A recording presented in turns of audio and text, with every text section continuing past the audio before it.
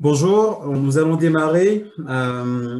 Merci à tous pour votre présence et pour votre participation à ce webinaire qui s'inscrit dans un cycle que nous animons autour de l'adaptation au changement climatique. Donc, le sujet du jour est sur la question des vagues de chaleur et j'aurai le plaisir d'être accompagné par Alexandra Delamotte et André-Marie Dogbo, donc tous deux chefs de projet et responsables techniques au sein de Astrans. Euh, donc voilà, donc je vais prendre 5 petites minutes pour vous présenter notre société, notre organisation et les sujets sur lesquels nous mobilisons. Et ensuite, je passerai la main à mes collègues qui rentreront dans le vif du sujet avec vous. Donc, Arpas France, nous sommes une société de conseil et d'ingénierie qui existe depuis 92, société qui a été créée par Béatrice Moelle, qui en assure aujourd'hui la fonction de PDG et qui est accompagnée par Benoît Bessières et Gwenaëlle Chabroulet en tant que directeur général et directrice générale. Chez Arpastrans, donc nos 92 collaborateurs travaillent autour des métiers de conseil et d'ingénierie dans l'immobilier. Et nous nous appuyons sur 4 piliers qui nous paraissent fondamentaux pour accompagner les transformations de l'immobilier, à savoir la transition environnementale et l'adaptation au changement climatique, la question de la santé et du bien-être par l'immobilier, la transformation digitale au service des usages dans l'immobilier et l'intégration du vivant dans l'acte de construire, que ce soit à l'échelle des projets de bâtiments ou à l'échelle territoriale. Nous sommes organisés en 4 pôles d'activité. Un pôle qui porte le métier historique de la société, qui est celui de la programmation immobilière et qui, avec les évolutions de l'immobilier et des usages, intègre aussi tout le volet conseil en matière de transformation des usages et l'accompagnement aussi de cette transformation en s'appuyant sur les outils numériques et sur les outils digitaux. Ensuite, nous avons un métier autour de l'aménagement et du design des espaces. Nous avons un métier autour de l'aménagement et du design des espaces de travail où là, nous avons une équipe d'architectes et d'architectes d'intérieur qui accompagnent les utilisateurs dans les réflexions autour de leur lieu de travail et de l'aménagement de ces espaces. Je reviendrai plus spécifiquement sur le métier d'immobilier responsable, donc qui est sous la marque commerciale Astrans chez nous et que j'ai le plaisir de diriger et qui travaille sur tout le volet environnemental des opérations que nous accompagnons. Et enfin, nous avons un pôle sous la marque commerciale Gondwana qui travaille autour de la biodiversité et de la biophilie. Euh, Pour assurer l'ensemble de ces métiers, nous avons une équipe pluridisciplinaire, donc avec des compétences multiples et complémentaires autour de la programmation fonctionnelle, de l'AMO, du pilotage de travaux, du conseil en matière de digital et de cybersécurité, d'architecture et d'architecture intérieure, mais également tout ce qui est lié à la conduite du changement et bien entendu les métiers spécifiques au développement durable, tels que le conseil en stratégie et politique RSE, tout ce qui va être lié à l'ingénierie environnementale.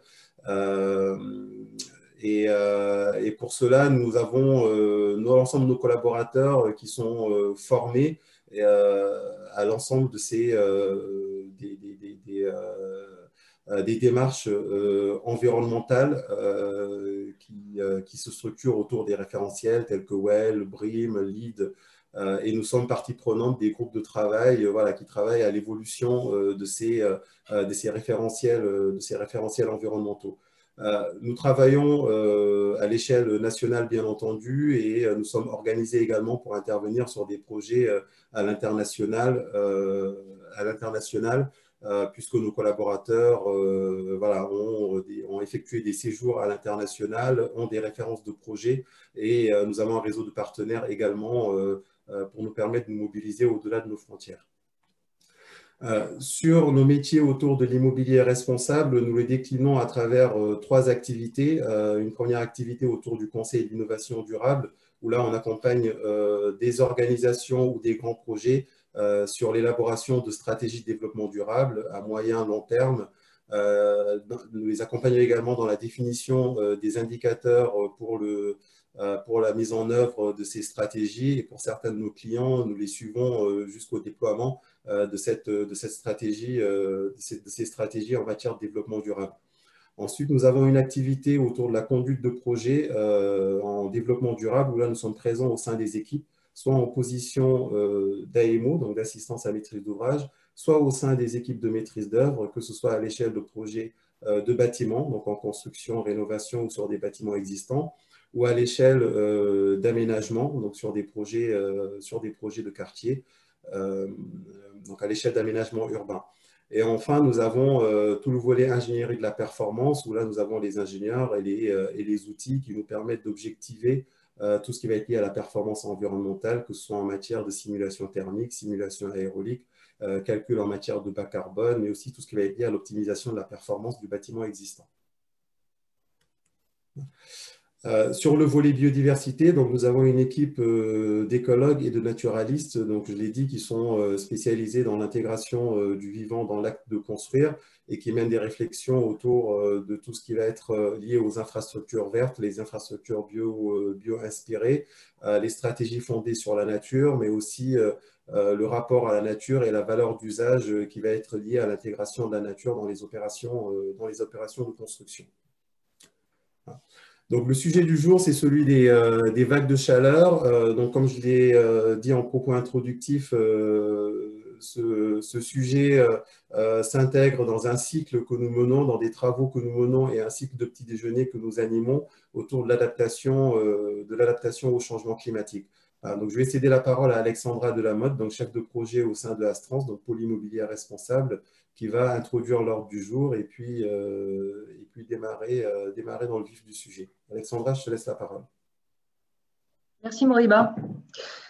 Alors, merci à toutes et à tous d'être parmi nous. En effet, nous allons vous parler de ce sujet que nous allons essayer de traiter dans sa complexité, qui est le sujet des vagues de chaleur et du confort d'été.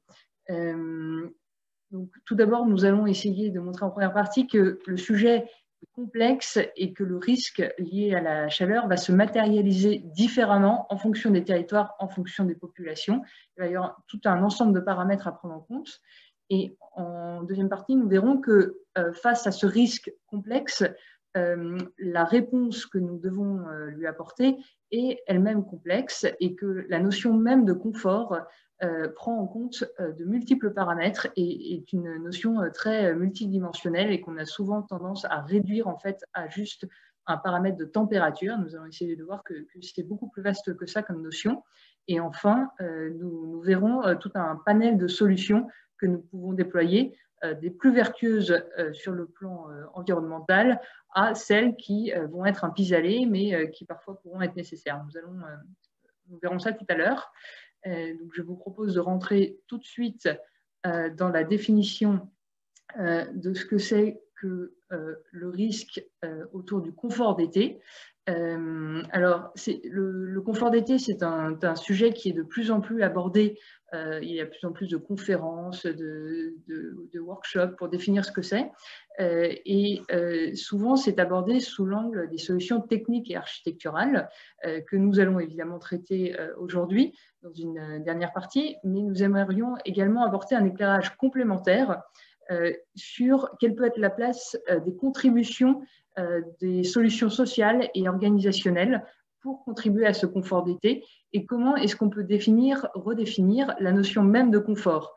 Donc là, je vous ai mis deux petites photos qui montrent que en fait, la notion même de confort est assez subjective et va dépendre beaucoup du contexte, puisque quand on est dans un bureau, il y a des personnes qui vont avoir beaucoup de mal à accepter qu'il fasse plus de 23, 24, 25 degrés, alors même qu'il y a des moments où on va rechercher la chaleur, puisque quand on va l'été sur une plage, on va rechercher le fait qu'il fasse 30 degrés, ça va plutôt être vu comme un avantage.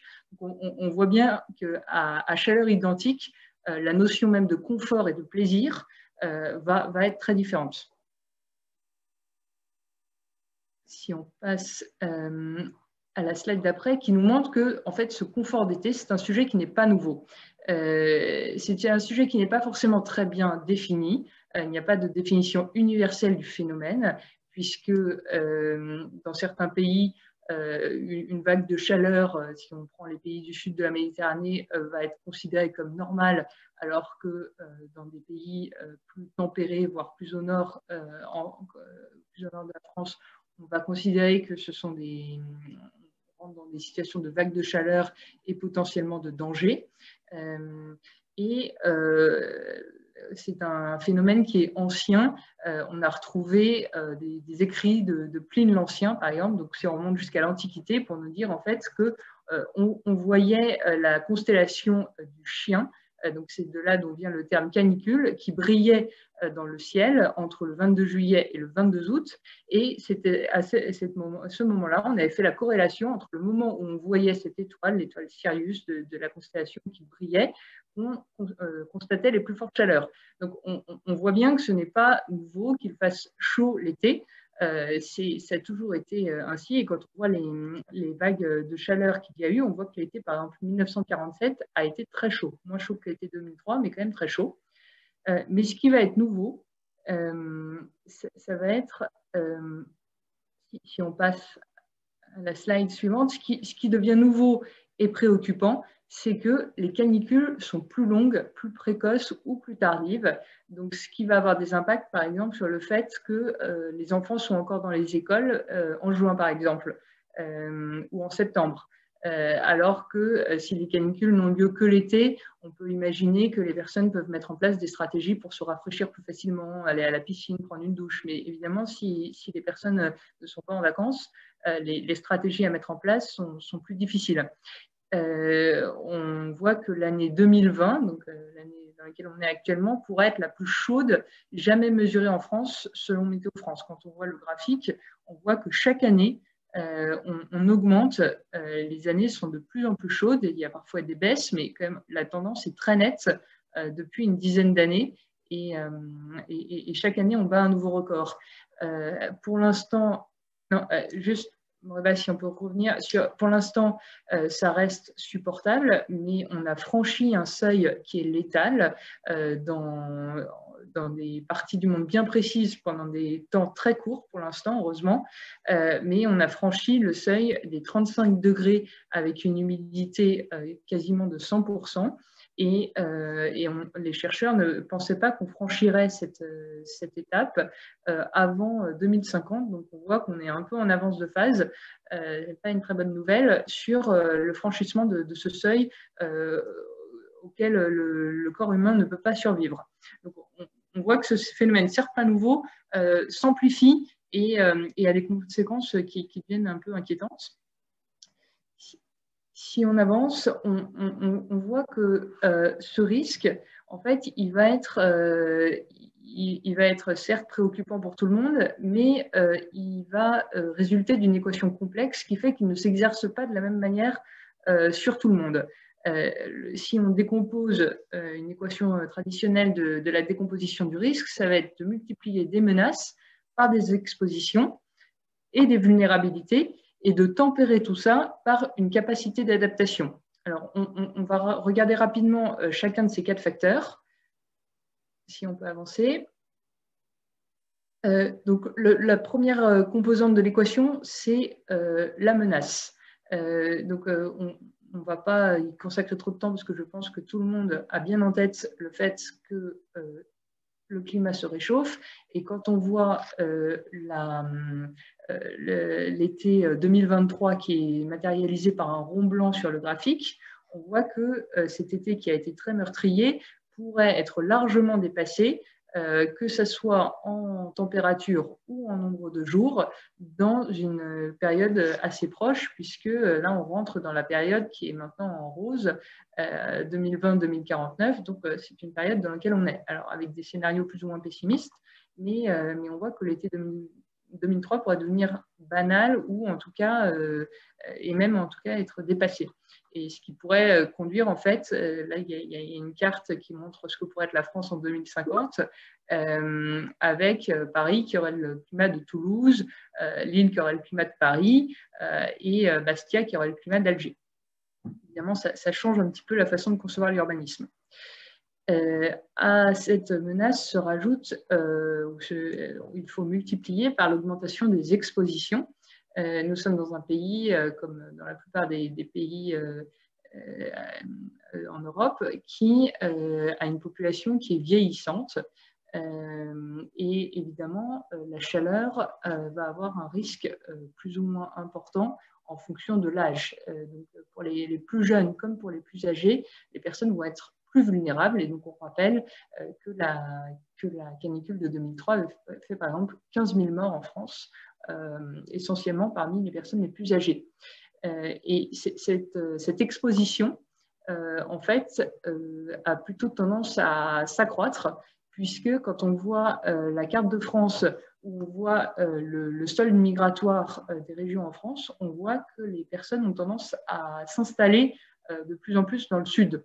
Il y a une forte attraction du sud de la France, et or, ce sont des territoires qui vont être fortement exposés à ces vagues de chaleur. Donc, l'exposition ne tempère pas ce risque, mais au contraire va être un facteur supplémentaire. Et quand on regarde les coûts de la sécheresse pour l'assurance, on voit qu'en plus des coûts liés au changement climatique, il va y avoir un effet richesse aussi, qui va être qu'on continue à construire des bâtiments et à installer des personnes dans des zones, on continue à construire de la richesse dans des zones qui vont être affectées par la sécheresse. On rajoute du risque au risque. Si on continue, on voit que tout ça se matérialise par un coût humain et économique qui est élevé, puisqu'on a des études qui nous montraient que dans le monde, 153 milliards d'heures de travail ont été perdues en 2017 à cause de la chaleur. Donc, c'était essentiellement dans le secteur de l'agriculture, qui est un secteur en extérieur. Donc ça, c'est plutôt dans des pays où l'agriculture est importante, mais même dans des pays où on n'est pas exposé aussi directement à ces risques de chaleur, on voit que, par exemple, pendant la canicule de 2003, la croissance française a été amputée de 0,1 à 0,2 points de PIB. Alors maintenant qu'on est passé par la crise du coronavirus, tout ça peut paraître moins grave quand on voit les points de PIB qui s'envolent, mais ça reste quand même des chiffres tout à fait significatifs qui se chiffrent en dizaines de milliards d'euros. Et de même, la croissance allemande pourrait être fortement amputée du fait que beaucoup de l'économie allemande repose sur le trafic fluvial sur le Rhin, et que le Rhin est régulièrement asséché, ce qui pose des problèmes assez embêtants pour l'industrie allemande notamment. Si on continue, donc le troisième facteur au numérateur de notre équation de risque, c'est les vulnérabilités. Et on voit que là encore, ces vulnérabilités ont plutôt tendance à s'accroître, puisque un facteur de vulnérabilité important, ça va être ce qu'on appelle l'effet d'îlot de chaleur urbain. Donc je pense qu'il est bien connu de tous. Je ne vais pas trop le rappeler ici, mais qui consiste à dire qu'il fait plus chaud dans le cœur des villes, qui sont en général fortement bitumées, et donc la chaleur est piégée et elle n'est pas relâchée pendant la nuit. Donc on voit dans le petit graphique en dessous que quand on est dans le cœur de Paris, il peut faire parfois 4-5 degrés de plus que quand on est dans une banlieue qui va être un petit peu plus végétalisée et où l'air circule mieux.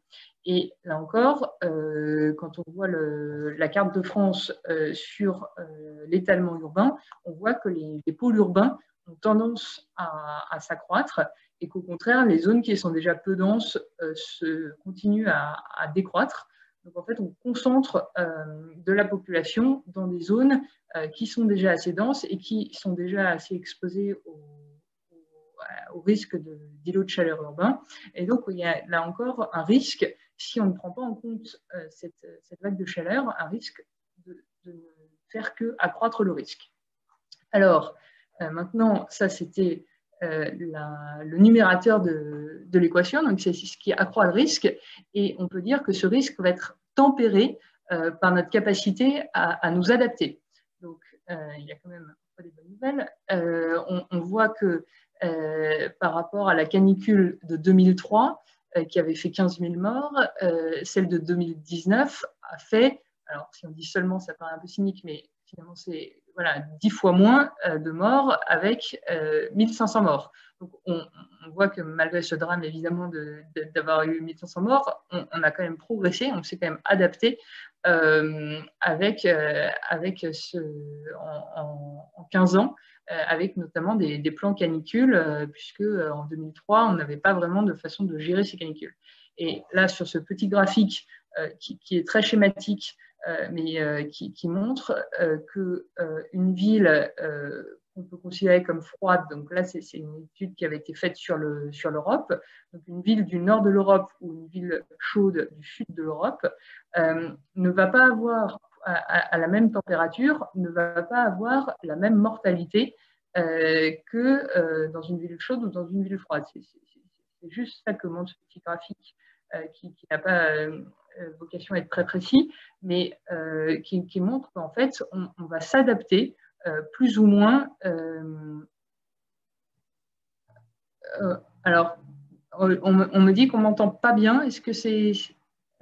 J'essaye de peut-être parler plus près du micro. Alors, pour moi, je t'entends bien. D'accord. Gwenaëlle. J'avais un message pour me dire, je vois non, c'est bon, juste la fin des phrases. Bon, alors je vais essayer de me rapprocher de mon micro et excusez-moi pour cette interruption. Bon, je vois, on vous entend bien. Bon. Alors, je suis rassurée.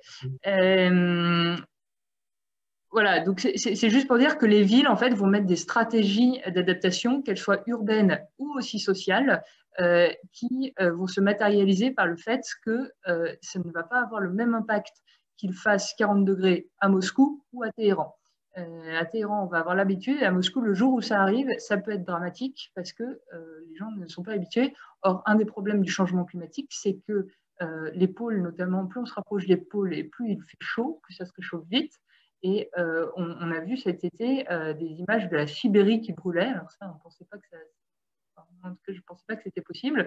Et donc, on voit qu'on se retrouve avec des endroits qui se retrouvent en situation de forte chaleur, alors que historiquement, elles n'ont jamais eu l'occasion de se préparer à ça.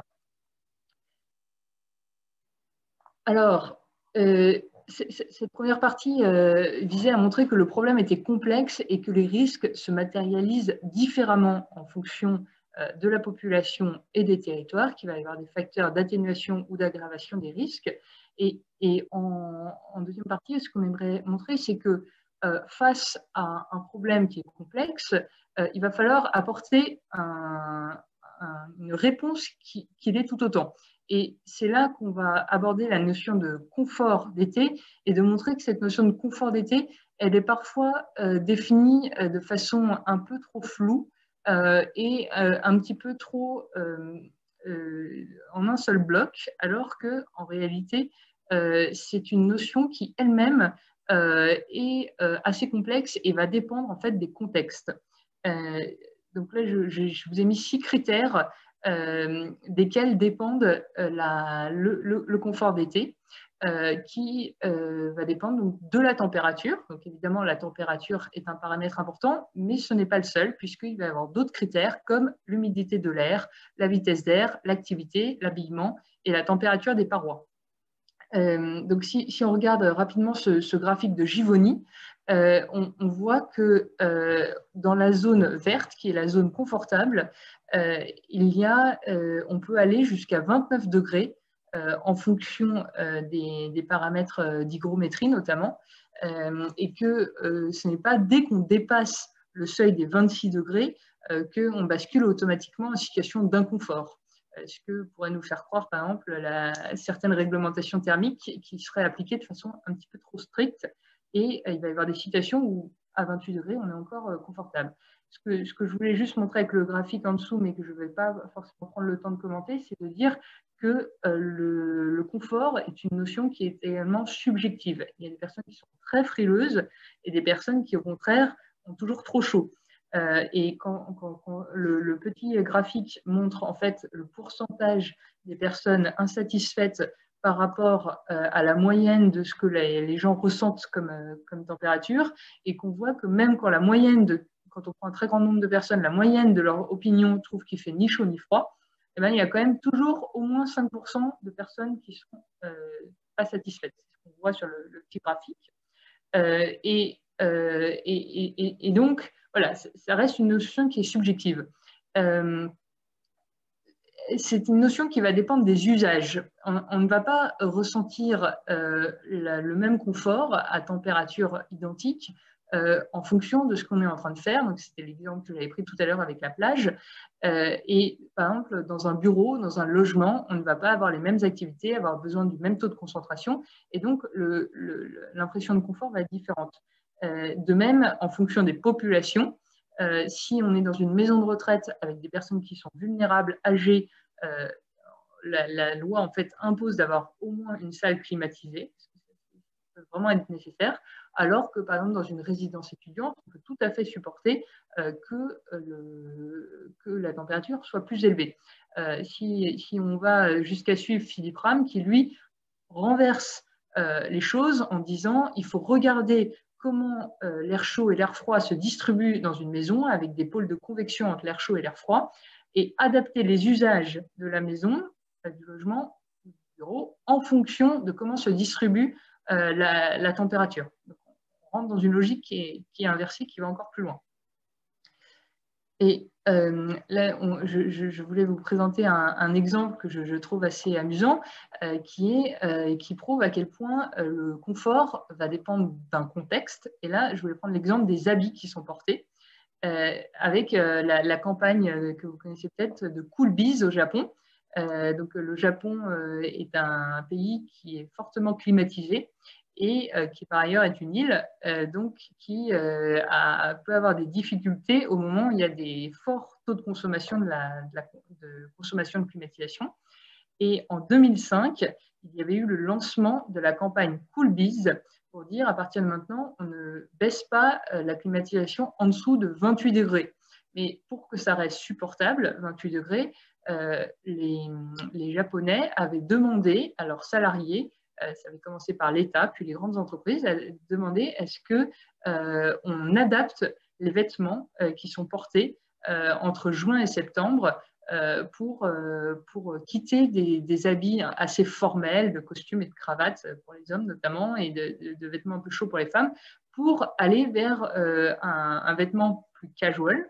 Et donc, cette campagne a très bien fonctionné puisqu'il y a eu une réduction de plus d'1 million de tonnes de CO2 rien qu'en demandant aux gens d'adapter leurs vêtements. Et après Fukushima, donc en 2011, il a fallu augmenter cette diminution de la consommation puisque les centrales nucléaires étaient à l'arrêt. Et on a lancé à ce moment-là la campagne du Super Cool Bees qui étendait le temps où on pouvait travailler de manière un peu moins habillée et en adaptant les horaires de travail. Donc, cet exemple, Moriba, tu peux nous montrer la slide d'après. Cet exemple qui peut paraître un peu trivial d'adapter ces vêtements, en fait, on voit que ça a un impact extrêmement fort et ça a un impact très fort sur la diminution d'émissions de CO2. Et ces deux graphiques montrent, le premier, c'est le cône de confort dans lequel peut se trouver une personne qui a un costume avec un col fermé. Et donc, on voit que là, les deux graphiques sont à conditions de température et d'hygrométrie identiques. Et on voit que la personne va être en dehors de la zone de confort quand elle est habillée très chaudement. Et avec exactement les mêmes conditions climatiques, la personne qui est habillée cette fois-ci avec une chemise à manches courtes, par exemple, va se retrouver dans une situation de zone de confort. Donc ce n'est pas si trivial que ça, la façon dont on s'habille, et donc ça réinterroge aussi notre façon de travailler, d'être, voilà, qu'est-ce qui est socialement admis? Est-ce qu'on est obligé pour les hommes de porter un costume sombre qui va retenir la chaleur en plus en plein mois d'août? Et est-ce qu'on ne pourrait pas collectivement adapter nos façons de faire? Donc, je voulais conclure cette partie pour dire, avant même, et je céderai la parole à mon collègue André-Marie, qui vous parlera des solutions qu'on peut mettre en place, mais avant même de parler de solutions techniques et architecturales, il faut voir que le changement de comportement est en fait le premier levier d'efficacité. Et là, on s'est appuyé sur une étude qui a été menée par des chercheurs sous la tutelle de Vincent Viguier, qui ont regardé l'impact de ce que ferait la climatisation à Paris en 2050. Donc, la base de cette étude part du principe qu'il faudrait plus climatiser Paris en 2050 parce que voilà, on est face à du réchauffement. Mais on regarde un peu quels pourraient être les facteurs d'atténuation de ce besoin de climatisation.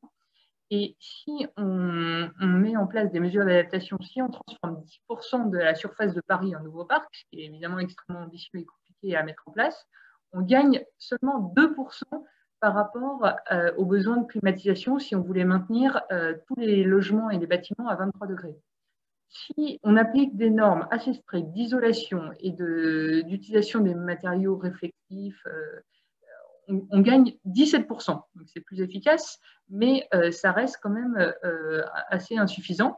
En revanche, si au lieu de climatiser des bâtiments à 23 degrés, on fait des recommandations publiques pour que les gens acceptent qu'ils fassent 28 degrés dans les logements et 26 degrés dans les bureaux, et on a vu dans le diagramme de Givoni qu'on reste dans des plages de confort, on gagne 43% d'efficacité par rapport à la climatisation qui serait nécessaire. Donc on voit que c'est de loin le levier le plus important. Et donc, avant même de rentrer dans des solutions techniques et architecturales, on voulait bien rappeler que les solutions organisationnelles et sociales sont indispensables et doivent être premières avant toute conception de bâtiment. Je vous remercie pour votre attention. Je passe la parole à André-Marie Dogbo. Bonjour à tous. Donc, nous allons aborder un vaste panel de solutions qui sont à déployer. C'est vrai que, comme Alexandra l'a dit, le plus gros levier en termes d'adaptation et de confort est l'action de l'humain vis-à-vis de l'environnement thermique qu'il subit. Et on voit notamment ce chiffre impressionnant du 43% sur l'efficacité. Alors, on imagine si on va un peu plus loin, qu'est-ce qui va se passer? Mais revenons un peu dans la notion dans une approche avec les solutions en entonnoir. C'est-à-dire, on parle de l'échelle de la ville, du quartier, du bâti, avant d'arriver à mettre en œuvre au niveau du bâtiment. Alors, si on avance un peu plus sur la slide suivante, on va trouver une illustration de cet effet d'échelle. C'est-à-dire, donc là, c'est une image, l'idée, c'est de montrer que quand on est dans un même environnement, comme Alexandra l'a dit, hein, le phénomène d'îlot de chaleur qui est illustré ici par ces cartes, ces thermographies infrarouges, sur l'analyse d'images satellites sur la ville de Lyon qui montre les différences de température. Donc, en étant exposé au même environnement climatique, la notion du confort ressenti peut être totalement différente. On voit toute la partie bleue au nord de l'image qui constitue la zone du Mont d'Or. Pour ceux qui connaissent Lyon, c'est des zones avec une typologie de LCZ au sens classification de l'espace bâti de type sparse built, donc du coup avec de la végétation, des habitats qui sont plutôt bas, et on voit une différence de température beaucoup plus nette avec le cœur de ville. Une chose qui est aussi intéressante aussi, c'est de remarquer quand on zoome sur l'image centrale au milieu au niveau de la notion de quartier de Nilo, on voit l'impact du Rhône en termes de température. Bon, je n'ai pas mis les échelles pour qu'on puisse s'en rendre compte, mais c'était justement pour illustrer cet effet de proximité du rafraîchissement généré par l'eau et sur les bâtiments qui sont attenants. Et là, sur la dernière image, quand on fait encore un zoom, on voit au niveau d'un îlot la différence de température. Alors, ces différentes images sont mises là pour illustrer une chose. Mon propos est de dire que nous avons des capacités à pouvoir objectiver et évaluer l'influence des plans masse et l'influence de la structuration spatiale du bâti, de l'orientation, de la disposition des objets les uns par rapport aux autres. Mais si je veux évaluer le confort thermique d'un espace dans le sens prospectif et le modéliser, quelle est donc la bonne échelle? Quelle est la bonne température à prendre en compte? Est-ce que je prends la température qui est au niveau du fichier météo qui va se trouver dans ma zone bleue? Est-ce que j'ai un fichier météo qui est disponible à proximité de mon bâtiment? Donc, il y a toute cette finesse du choix des données d'entrée pour l'évaluation du confort. Alors, pour continuer encore plus en avant, l'idée, c'est de comment est-ce que nous pouvons concevoir des bâtiments qui respirent. Le premier élément, comme Alexandra a montré dans l'appréciation du confort, on a certes la température, mais un des paramètres non négligeables, c'est l'aspect vent. Donc ici, on voit l'évolution du vent sur un quartier qui est le quartier de Vaugirard à Paris, dans le 15e arrondissement.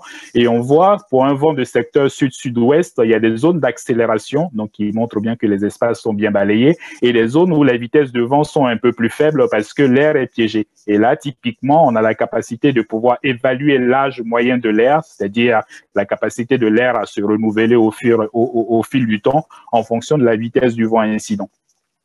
Comment est-ce que ces modèles qui étaient très difficiles à mettre en œuvre il y a quelques années commencent à se démocratiser et on est capable de pouvoir objectiver justement le sens de l'écoulement des vents sur une morphologie donnée. Donc, et la précédente image qui est un GIF animé qui montre une image avec une simulation de type LES sur un quartier à Saint-Ouen. C'est-à-dire que le vent est d'abord un événement dynamique. On peut l'apprécier en analyse statistique et aussi on peut l'apprécier aussi d'un point de vue dynamique pour voir les effets d'éjection et les effets de récirculation qui sont ainsi créés. Le vent pour dissiper la chaleur, mais aussi le rôle majeur du végétal. Alors, le rôle majeur du végétal, on connaît le pouvoir de la végétalisation qui est un poumon vert parce que ça permet, notamment en ces périodes de confinement, on apprécie grandement d'avoir accès à des espaces largement arborés qui font comme des bulles de confort et pour le lien social aussi, c'est assez positif. Et l'autre élément du point de vue de confort, c'est l'effet de rafraîchissement que peut générer un ensemble de végétation plutôt bien choisi. Alors ici, on a déjà le fait que les végétations disposent d'un ombrage suffisant, donc ils peuvent réduire les apports solaires et procurer de l'ombre. Donc ça, c'est un effet déjà d'ombrage direct. Le fait que les végétations soient bien arrosées et disposent de suffisamment une source d'eau et permettent l'évapotranspiration qui, elle, va régénérer des mouvements convectifs à proximité et contribuer aussi au rafraîchissement de l'espace. Et on voit justement là l'exemple du parc Monceau et deux journées de canicule et les différences de température entre un parc qui est bien arrosé et un parc qui ne l'est pas. Ces images satellites qui montrent vraiment l'influence de la végétation, mais non seulement la végétation, mais aussi sa capacité à retenir l'eau.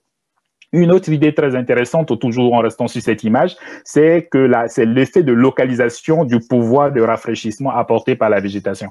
On voit par exemple le parc Monceau, les rues avoisinantes bénéficient de l'effet de rafraîchissement, mais les cœurs du lot sont plutôt isolés.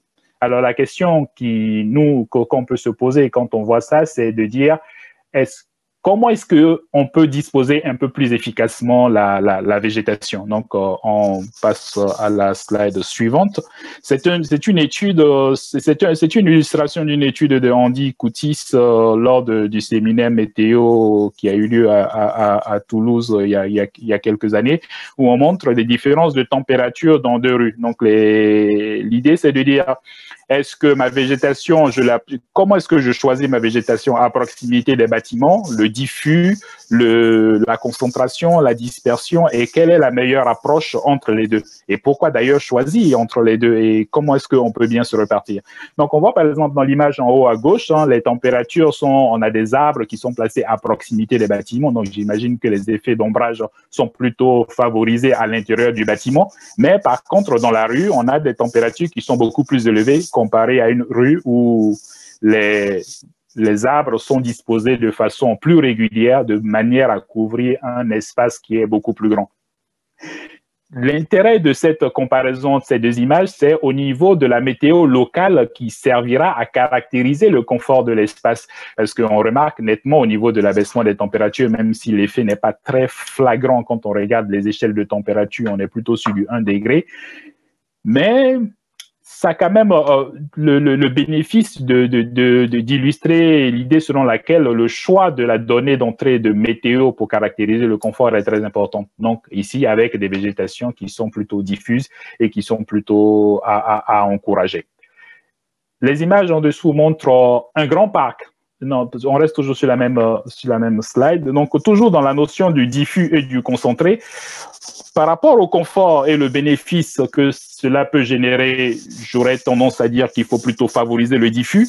Mais la concentration aussi avec un vaste parc n'est pas à négliger parce que les effets d'évapotranspiration doivent bénéficier pour que le vent puisse transporter, l'effet de rafraîchissement puisse être propagé sur de longues distances. Il faut un effet de fetch suffisant. Et en ce sens-là, la concentration de l'aménagement paysager peut être largement encouragé et en plus de ça, ça participe aussi d'une façon un peu plus globale par rapport à la biodiversité et l'intégration du végétal dans la ville. Voilà. Végétation, oui, mais aussi morphologie. Et la morphologie, donc caractériser le confort uniquement par la température, on l'a vu sur le végétal, les abaissements de la température de l'air ne sont pas si significatifs. Du coup, on recourt pour les espaces qui sont surtout en extérieur à un indice qui commence à être largement utilisé maintenant, qui est l'indice UTCI, qui caractérise le confort ressenti dans les espaces extérieurs.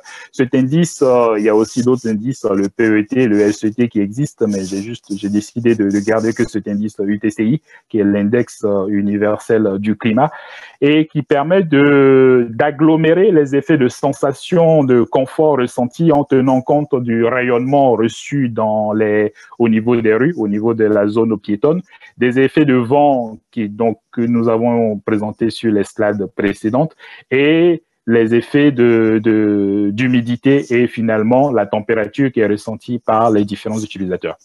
Alors là, l'idée, c'est de trouver le moyen d'aménager un quartier. Donc, le quartier est composé de plusieurs blocs, les blocs pouvant être divisés en 4 composantes, donc en visant exactement la même surface de bâti. Donc, on voit que dans l'image, l'image qui est tout à fait à gauche, qui est la configuration A, on a une répartition des bâtiments en les rassemblant d'après un seul bloc, donc du coup, en termes de hauteur caractérisée et qui est reparti différemment suivant les différents blocs. La question, c'est quand on est au stade de l'analyse du plan masse, quelle est la meilleure configuration? Donc, si on veut regarder du point de vue du confort thermique, il y a certaines configurations qui marchent mieux que d'autres. On voit par exemple que la configuration A, lorsque les bâtiments sont concentrés en un endroit, on arrive à piéger l'air en partie centrale. D'ailleurs, pour la même surface de bâti, on est obligé d'avoir des bâtiments qui sont un peu plus hauts. Donc, du coup, le facteur de ciel vu et la configuration rue Canyon devient vraiment prépondérante et l'air se retrouve piégé, la chaleur se retrouve piégée et l'évacuation n'est pas vraiment optimale. Alors, du coup, en termes de confort ressenti, ce n'est pas la meilleure configuration. Et si on part plutôt dans une configuration un peu plus à droite où on a des bâtiments qui sont plutôt des bâtiments bas, on arrive à retrouver une configuration morphologique qui favorise le confort climatique des espaces.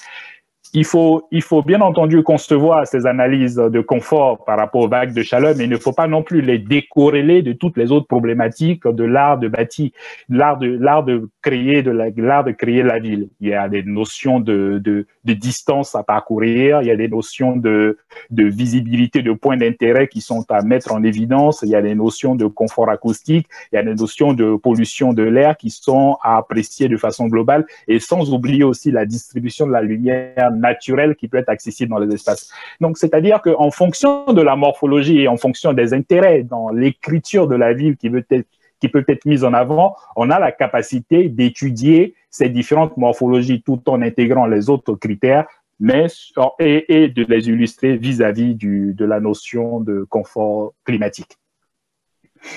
On me signale que le diaporama est bloqué. André-Marie, ça se déroule bien chez toi? Non, il est bloqué là. Vas-y, passe à la suivante, voir. C'est bon? Oui, c'est bon. C'est bon, en tout cas. Okay, très bien. Alors, pour illustrer donc, on a des choix d'aménagement performants offrent autant de leviers à l'échelle du bâti pour une approche passive du confort. Donc, on a vu qu'on partait de l'échelle globale, c'est-à-dire de l'environnement extérieur, et comment est-ce qu'on peut objectiver les notions de forme, de morphologie, l'intégration du végétal dans le confort, et on arrive un peu plus sur la notion du local. Alors, au niveau du local, pour une approche passive du confort thermique,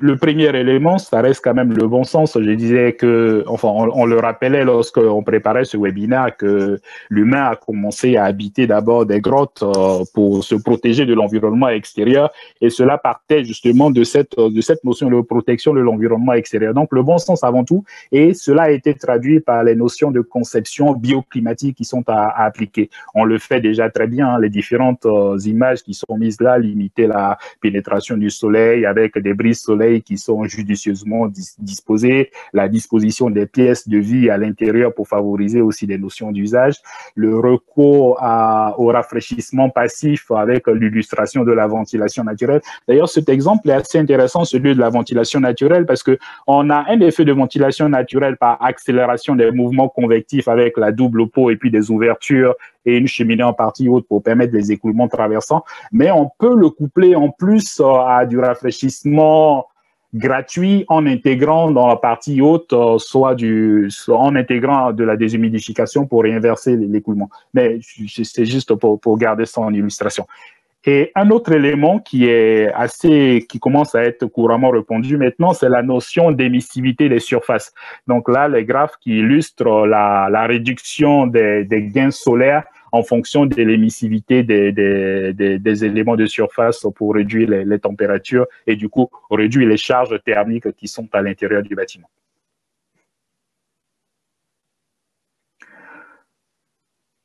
On continue. Dans la notion de réduction des apports solaires, un exemple que je trouve très intéressant pour illustrer justement ce travail de conception est celui de la canopée du Louvre d'Abu Dhabi. On voit cette conception dans un climat que nous considérons, si on est exposé à Paris à ce climat continuellement, on le considérait comme un climat caniculaire, d'ailleurs bien plus que caniculaire. Je crois que quand je vois une température de 47 degrés, ça me fait penser au fichier météo des prospections de 2050 qui atteignent justement 47 degrés. Donc, on est dans un espace qui est exposé à de très fortes températures et pourtant on arrive à créer un espace suffisamment ombragé par le choix judicieux des percements dans la canopée et ce jeu de la lumière. Et cet exemple est intéressant, d'autant plus qu'aujourd'hui on a la capacité d'étudier ces différents éléments-là à une échelle plus fine, c'est-à-dire quel est le bon taux de percement pour disposer suffisamment de lumière naturelle tout en réduisant les apports solaires qui peuvent arriver dans les espaces. Et ce travail a été mené justement, et c'est ça qui nous donne cette belle illustration du rapport sur le Louvre d'Abu Dhabi. On pourrait s'étendre encore des heures sur cette conception, mais ce sera l'occasion, si vous avez besoin d'en discuter, on pourra revenir là-dessus. Un autre exemple aussi en termes de solutions passives, celui-là aussi qui me tient particulièrement à cœur, c'est la conception du bâtiment, c'est le 22-26, donc un bâtiment qui est conçu de manière à ne pas avoir de système de climatisation, aucun système de rafraîchissement, et le bâtiment fonctionne de manière à assurer totalement le confort à ses occupants. La température intérieure oscille entre 22 et 26 degrés. Cette conception repose d'ailleurs sur le choix judicieux des matériaux. Donc, on a des matériaux, c'est de la brique avec une épaisseur suffisante pour renforcer la notion d'inertie. Et la ventilation naturelle se fait par l'ouverture des ouvrants que vous voyez en partie bois doré à côté des vitrages et qui permettent d'envoyer suffisamment d'air neuf à l'intérieur des bâtiments en fonction de la détection du taux de CO2. Donc, ce n'est pas tout à fait de la domotique, mais c'est un pilotage intelligent. Et si l'utilisateur a envie de prendre entièrement la main sur le fonctionnement du bâtiment, il peut le faire et il peut être confortable dans cet espace-là. On a vu les intérêts de le recours aux techniques passives et on continue un peu plus aux techniques gratuites. Donc ça, c'est un système de rafraîchissement avec une roue dessicante. Donc deux phénomènes qui sont mis en jeu. D'un côté, l'air est humidifié. D'un côté, l'air est humidifié, puis après passe par un échangeur de chaleur. Donc ça, c'est la partie air entrant. Et cette air au niveau de l'échange de chaleur, l'air extrait aussi bénéficie justement de cet effet l'air sortant bénéficie de l'échange avec l'air qui est rafraîchi pour pouvoir être réintégré dans le bâtiment. Donc, on arrive à avoir ainsi une boucle vertueuse qui profite d'un côté du rafraîchissement passif juste en rajoutant, enfin, pas tout à fait passif, c'est plutôt gratuit puisque on injecte de l'humidité dans l'air pour augmenter son poids d'eau et le rafraîchir de façon adiabatique. Et cela permet de créer de l'air frais dans les bâtiments sans avoir recours à un système de traitement climatique actif. C'est un système d'ailleurs qui a été mis en œuvre dans un de nos récents projets pour lesquels on avait des notions de besoins froids très limités, donc il fallait avoir recours à d'autres énergies. Un autre exemple aussi, donc à la fois profiter de l'énergie gratuite de l'eau, mais il faut aussi profiter aussi de l'énergie gratuite du sol, donc je ne vais pas le commenter beaucoup plus en longueur, c'est le recours à la géothermie. Ce qui peut être intéressant dans ce recours à la géothermie, on n'est pas forcément obligé de mettre une pompe à chaleur, on peut utiliser juste le géocooling avec un échangeur et distribuer cette chaleur à l'intérieur des bâtiments. On voit que la température dans le sol reste globalement stable et permet de bénéficier de cet effet de rafraîchissement.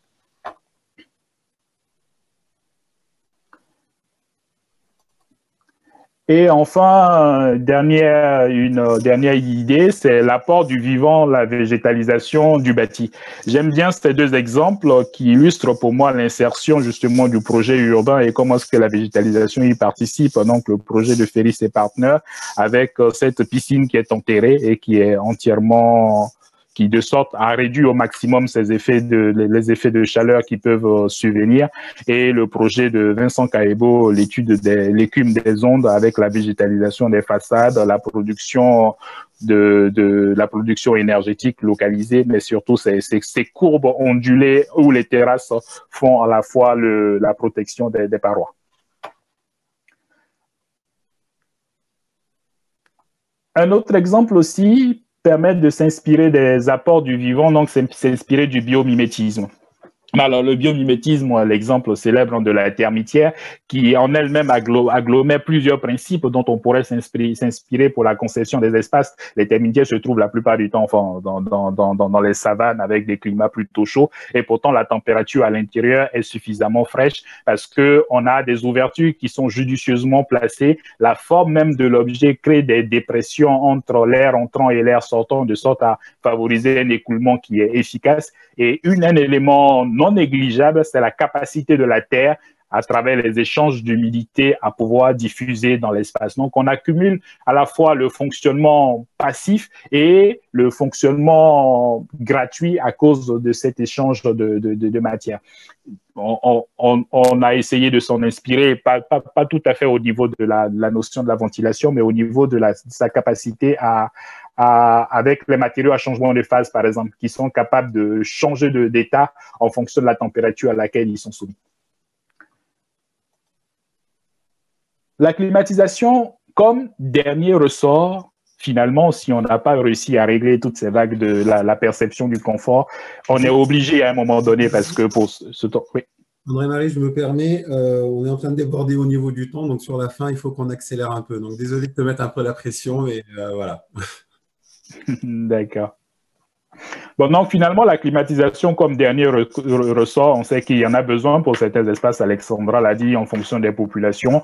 Certains process aussi, je dis, on ne peut pas demander à un chocolatier de se passer de climatisation, hein, ça c'est non plus totalement exclu, comme les data centers aussi, qu'on arrive à concevoir d'ailleurs de façon tout à fait efficace en intégrant la performance énergétique dans l'approche. Mais dans la grande majorité des cas, on peut se passer de la climatisation et il faut vraiment la considérer en dernier ressort.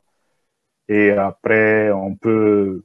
Et un autre élément aussi qui, non des moindres, la climatisation solaire. Moriba me faisait remarquer à juste titre qu'il existe de belles réalisations avec la climatisation solaire. Elle est beaucoup moins démocratisée, mais si on imagine que les vagues de chaleur vont devenir de plus en plus importantes et qu'on se retrouve avec le climat d'Ajaccio à Paris, ça peut être une sacrée opportunité pour nous. Merci André. Je vais reprendre la main à partir de là. Merci André-Marie, merci Alexandra. Bon, on l'a vu, ce sujet est un sujet complexe qui appelle à plusieurs domaines d'expertise et à plusieurs approches.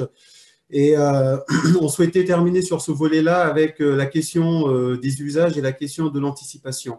Donc, vous l'aurez très bien compris, hein, la technique ne résoudra pas tout. Il y a beaucoup de bon sens. Il y a des approches de projet voilà, qui permettent de bien faire les analyses de contexte et de bien hiérarchiser les approches.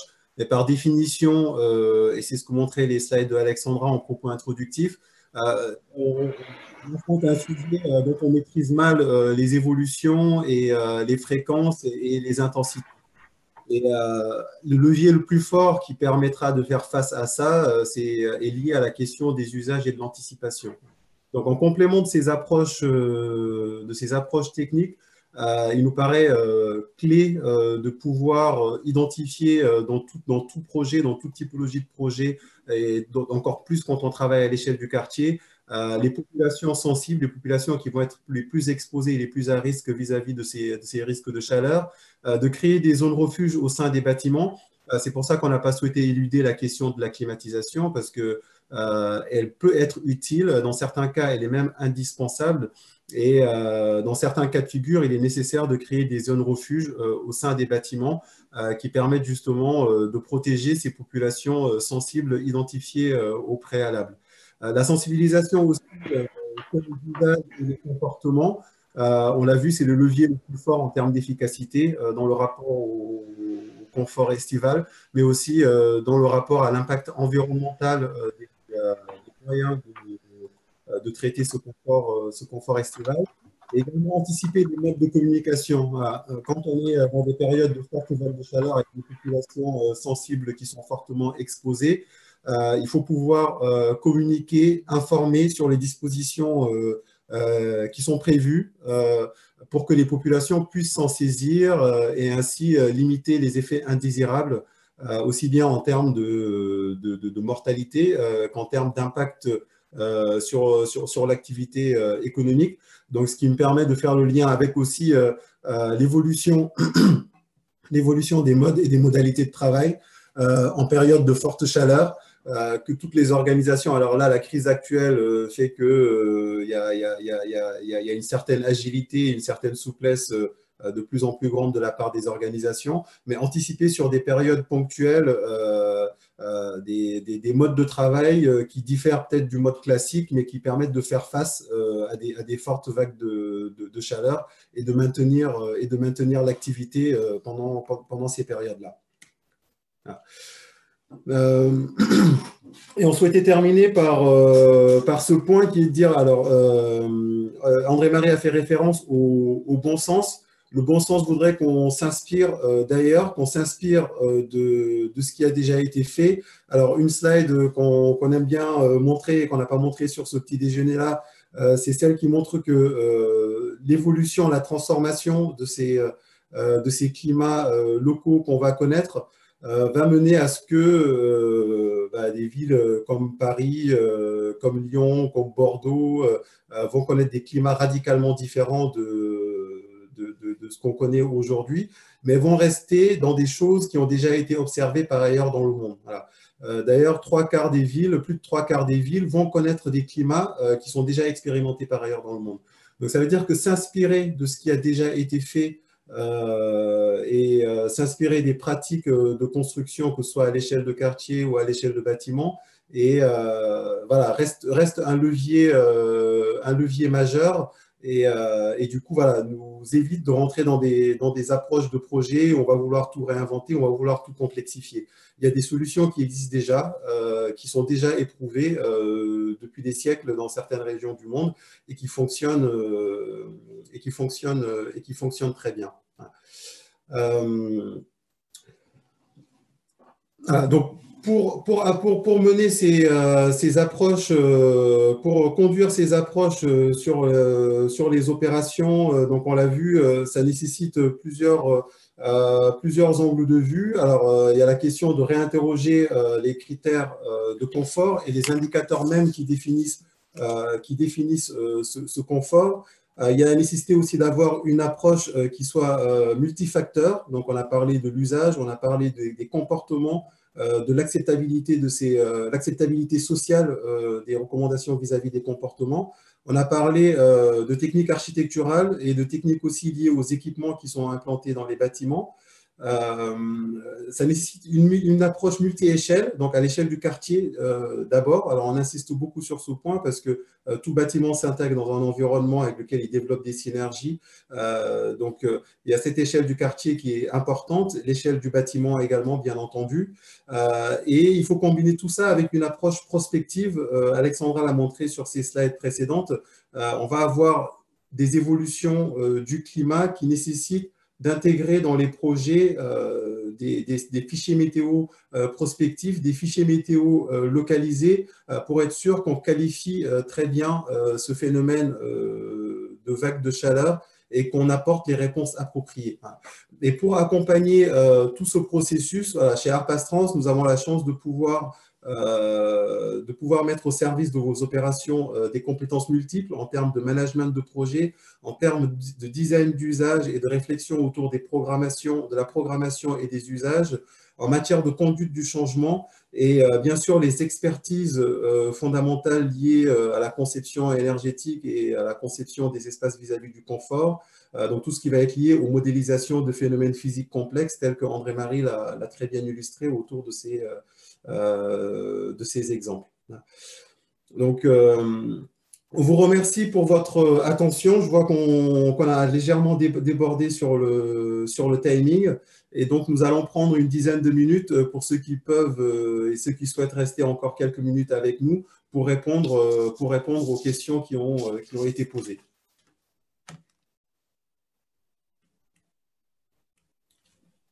Je suis donc Gwenaëlle, je vais adresser les questions qu'on a reçues. Vous êtes très nombreux au webinaire, donc on ne peut pas vous donner accès en live de poser des questions en direct. Donc, je vais prendre quelques questions qui sont arrivées sur le Q&A et sur le chat. Donc, la première question qui est posée, elle a trait au recours à des réseaux de froid urbains pour des zones déjà construites et denses, avec une production mutualisée et la sollicitation d'énergie renouvelable territoriale comme solution. Quel est notre avis sur le sujet? Alors, je vais prendre la question. André-Marie et Alexandra, sentez-vous libre d'apporter des compléments. Alors, D'accord. La question liée à la façon dont on équipe les bâtiments pourrait faire l'objet à elle seule voilà, d'un webinaire complet. Donc, c'est vrai qu'on n'est pas rentré dans ce détail-là. Et c'est vrai qu'en termes de rafraîchissement, voire de climatisation des équipements situés en ville, le recours à des infrastructures mutualisées est un levier très pertinent que nous recommandons. Parce que ça permet de répondre à la problématique tout en laissant ouverte la possibilité de faire évoluer de la manière la plus vertueuse possible ces sources de production de froid. Voilà. Et ça permet aussi de simplifier, on va dire, les équipements, la façon dont on équipe les bâtiments pour répondre à ce besoin de froid. Voilà. Donc, dans la logique entonnoir qu'André-Marie a présentée, c'est-à-dire réfléchir selon le bon sens, ensuite valoriser les énergies gratuites. C'est vrai que lorsqu'on en arrive au levier d'équiper les bâtiments, le recours à des installations de froid mutualisées, et en particulier les réseaux de froid urbains, est un levier très pertinent, effectivement, que nous recommandons lorsque c'est possible dans le cadre des projets. Bien, merci Moriba. Une autre question. a trait au fait que ces solutions qu'on a évoquées par rapport aux problématiques de vagues de chaleur trouvent-elles aussi des réponses à des problématiques potentielles de vagues de froid?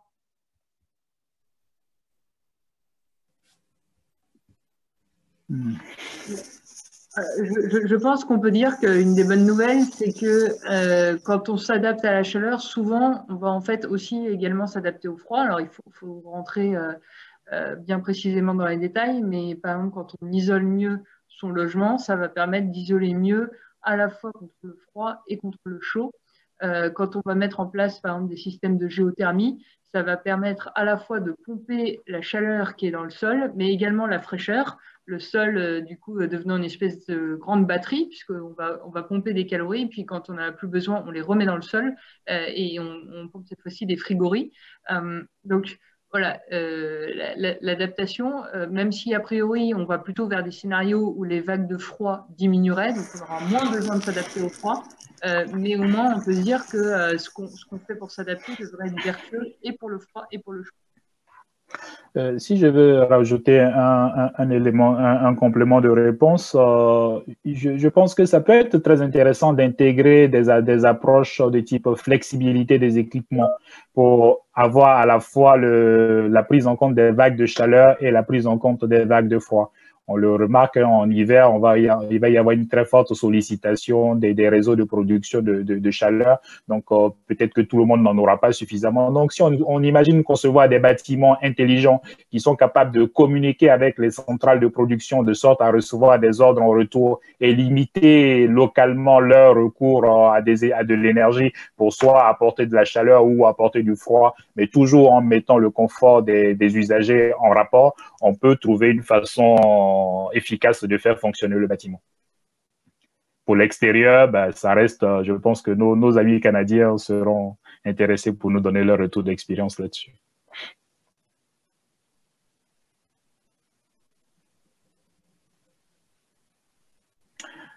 Il y a une autre question, et je pense que ce sera la dernière ou l'avant-dernière, puisque les midi 11, et donc on prend le parti de vous libérer à midi et quart, qui est celle de la problématique de la rénovation, puisque quelqu'un dans le fil de la discussion évoque que des bâtiments anciens haussmanniens peuvent aussi nécessiter une adaptation, puisque certains au cœur de Paris peuvent atteindre 34 degrés, qui est une source a priori de septembre 2020.